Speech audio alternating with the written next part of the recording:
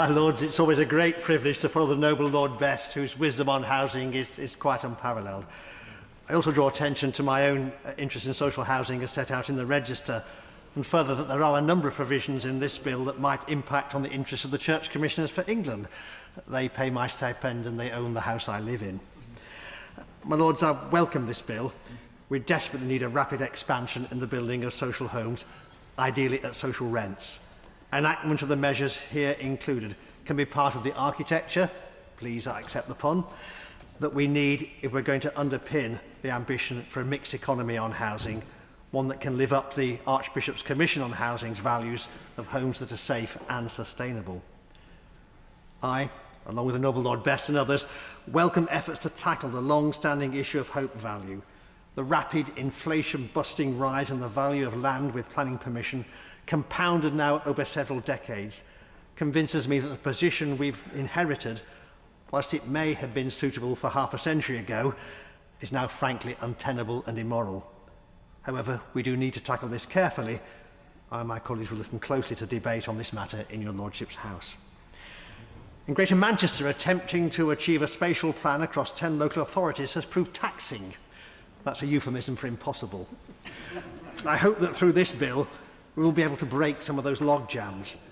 In practice, these are often less due to party political differences than to councillors who need to attend to very localised lobby groups. Combined authorities and mayoralties have, I believe now, my Lords, more than proved their worth, especially when we need to take a more strategic view.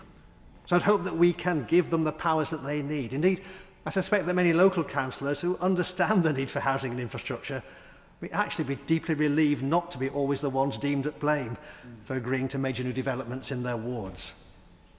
But turning to other aspects of the bill, several of my Right Reverend friends will be following with interest the rural provisions. For example, we believe that this bill provides an important opportunity to protect chalk streams. These are both globally rare and ecologically very significant. The Lord Bishop of Hereford has drawn to my attention how multi-generational farming families struggle under current legislation to build agricultural tide accommodation so that the next generation can remain on the farm. We do need to keep family farms running, not least so that very elderly farmers can retire. I know far too many who are continuing when they really shouldn't. And so that we don't lose the skills and commitment to farming that have often been passed down through many generations. He, I know, will be looking to table an amendment at committee stage and supporting, no doubt, other amendments.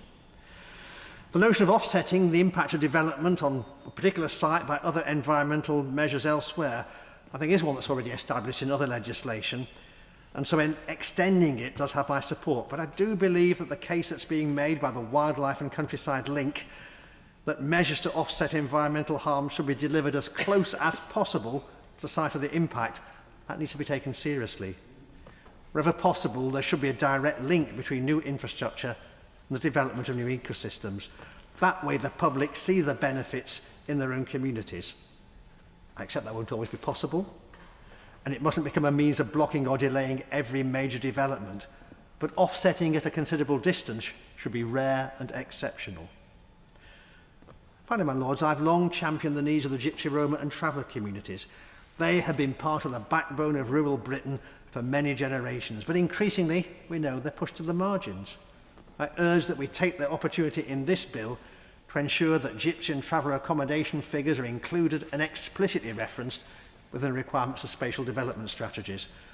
Moreover, the definition of social housing could also helpfully be amended here to include local authority Gypsy and Traveller sites, as well as broadening the definition of a dwelling in the Housing Act 2004, Section 1, to include all those essential parts of the home on a Gypsy Traveller site. My Lords, it may not be obvious given the lack of any of my Right Reverend friends in their places, but there is considerable interest in this bill on our bench. It just also happens to be one of the busiest weeks of our year. Several hundred new priests and deacons will be being ordained in our cathedrals across England this coming weekend. Lucy, my assistant, has worked wonders with the diary to even get me here. And I look forward to continuing to engage with the bill at its later stages. But in the meantime, I'm glad to welcome it. My Lords, I very much welcome the bill.